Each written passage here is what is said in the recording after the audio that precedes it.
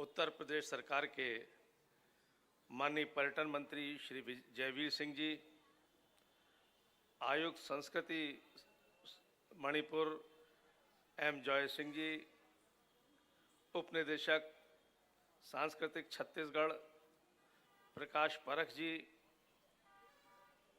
प्रमुख सचिव सांस्कृतिक एवं पर्यटन उत्तर प्रदेश श्री मुकेश मेश्राम जी, विशेष सचिव श्री रविंद्र कुमार जी, अपर निदेशक श्री दिलीप जी, उपस्थित सभी महानुभाव, आगंतुकगण, सभी कलाकार बंधु और मातृशक्ति, अटल जी के श्री चरणों में नमन करता हुआ मैं आज उनको श्रद्धांजलि अर्पित करता हूं और उनकी स्मृति में ये जो सांस्कृतिक आयोजन या सांस्कृतिक प्रदर्शनी का शुरुआत हमारे श्रद्धेय मुख्यमंत्री योगी आदित्यनाथ जी ने किया है, इसके लिए दोनों विभागों के अधिकारियों को बधाई देना चाहता हूं। अटल जी क्या थे? कवि अटल जी,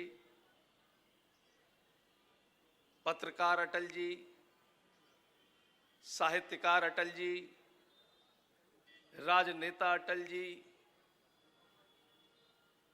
कुशल वक्ता अटल जी, प्रखर विचार अभिव्यक्त करने वाले अटल जी, न जाने कितने गुणों से युक्त थे, लेकिन क्या उन सब गुणों को कोई व्यक्ति आत्मसात कर ले तो अटल जी बन सकता है क्या? नहीं बन सकता, क्योंकि अटल जी थे। हजारों बरस नरगिस अपनी बेनूरी पे रोती है,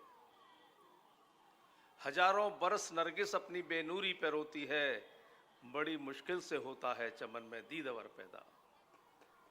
अटल जी जैसा व्यक्तित्व बड़ी मुश्किल से इस धरती पर जन्म लेता है। विलक्षण प्रतिभा के धनी और उनकी प्रतिभा को उनके राजनीतिक जीवन के शैशव काल में ही पंडित जवाहरलाल नेहरू ने आंक लिया था और उनको ये कहा था कि आने वाले भारत का प्रधानमंत्री होगा, और वो प्रधानमंत्री बने। सुशासन का उन्होंने एक आदर्श पेश किया। उनके कई संस्मरण हैं राष्ट्रीय स्तर पर, मेरे व्यक्तिगत स्तर पर, जो हमको प्रेरणा देते हैं।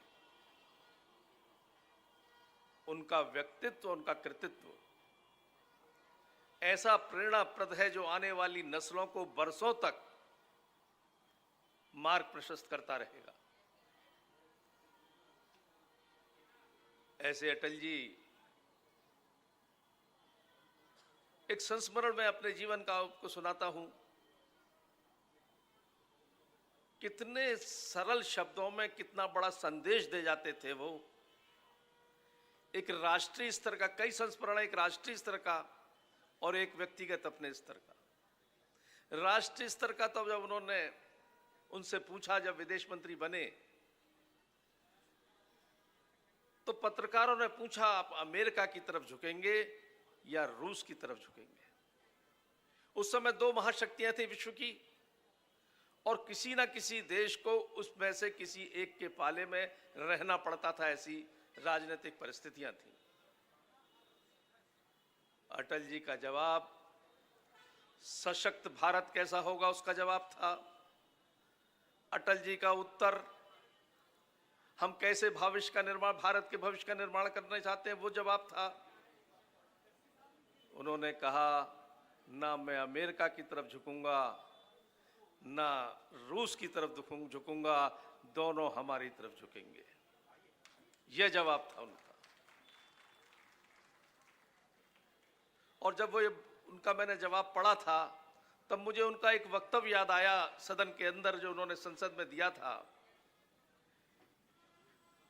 पंडित नेहरू की तटस्थ नीति पर चोट करते हुए कहा, आप तटस्थता की बातें करते हैं,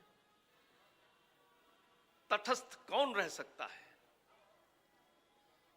तट पर स्थित वही व्यक्ति रह सकता है, वही मकान रह सकता है जिसकी नींव मजबूत होगी। तट पर स्थित वही पेड़ रह सकता है जिसकी जड़ मजबूत होगी, गहरी होंगी। आप तो जड़ भी मजबूत नहीं रखते हैं, आप तो नींव भी मजबूत नहीं रख सकते हैं। तटस्थ कैसे रहेंगे? आपको एक पाले में जाना पड़ेगा। और अटल जी ने उसकी नींव रखी थी। मजबूत सशक्त भारत कैसे होगा? जब विदेश मंत्री बने, प्रधानमंत्री बने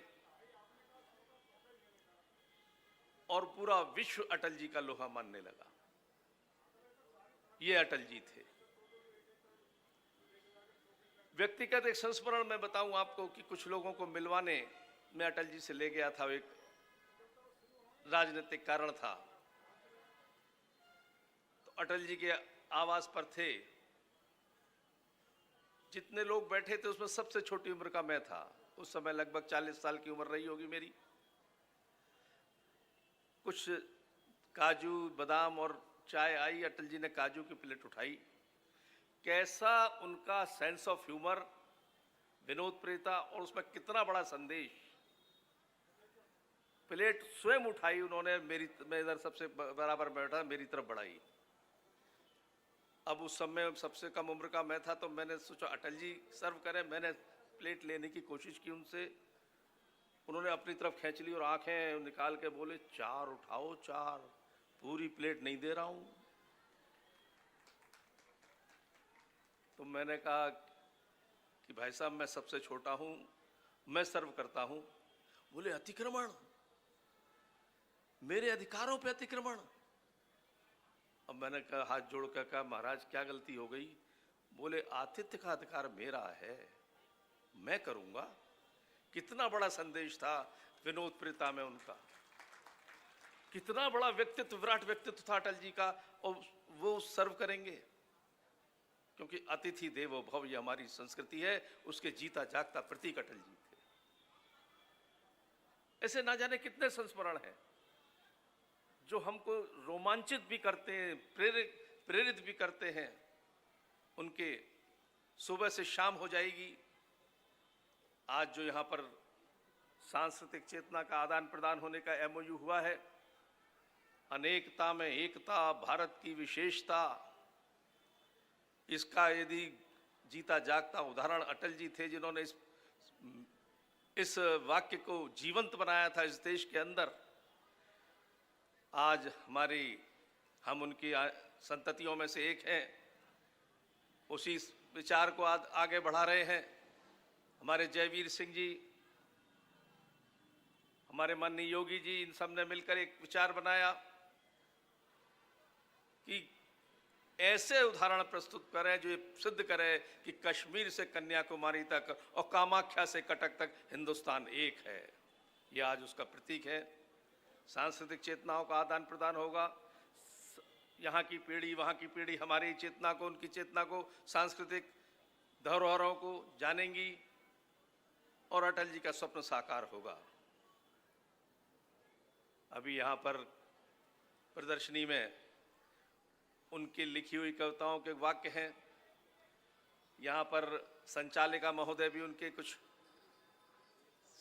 वाक्यों को अपने उद्बोधन में कह रही थी। कुछ यहाँ उनकी आवाज में टेप बज रहे थे।